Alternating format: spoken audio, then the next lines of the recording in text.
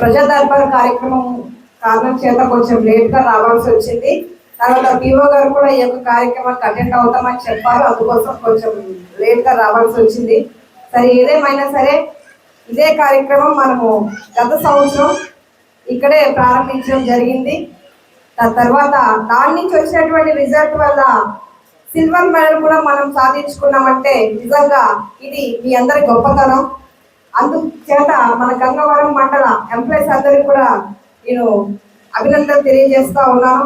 మనము ఎటు రీతిగా అయితే గతంలో పనిచేసి ఏవైతే మనకి టార్గెట్స్ ఇచ్చారో దాన్ని రీచ్ అయ్యగలిగామో అటు రీతిగానే ఇప్పుడు కూడా మనము గోల్డ్ మెడల్ సాధించే దిశగా మీరందరూ పనిచేయాలని మనస్ఫూర్తిగా కోరుతా ఉన్నాను.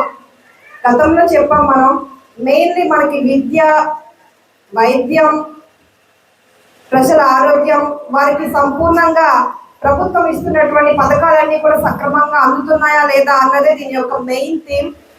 దానిలో ఇప్పుడే చెప్పారు, ఎట్లాగో మనకి అంగన్వాడీస్ ఎప్పటి నుంచో ఉన్నాయి. గర్భవతి నుంచి బాలింత వరకు వాళ్ళకి కేర్ తీసుకుంటారు అంగన్వాడీ టీచర్స్.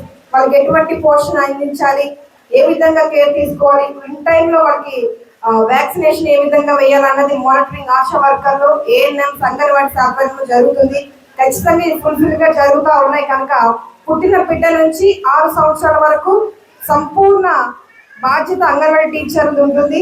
వాళ్ళలో పాత్ర ఆశా వర్కర్లు, ఏఎన్ఎంలు కూడా ఉంటుంది. దానిలో ఎటువంటి డోకా లేదు.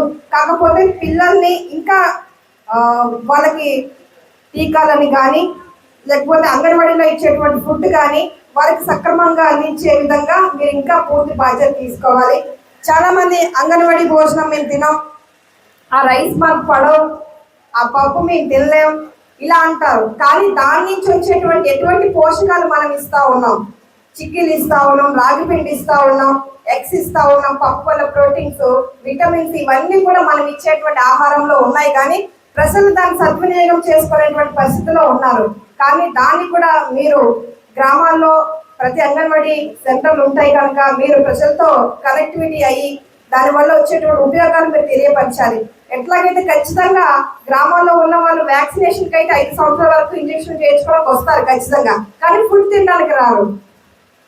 అలా తీసుకునే విధంగా కూడా మనం మోటివేషన్ చేస్తూ ఉండాలి.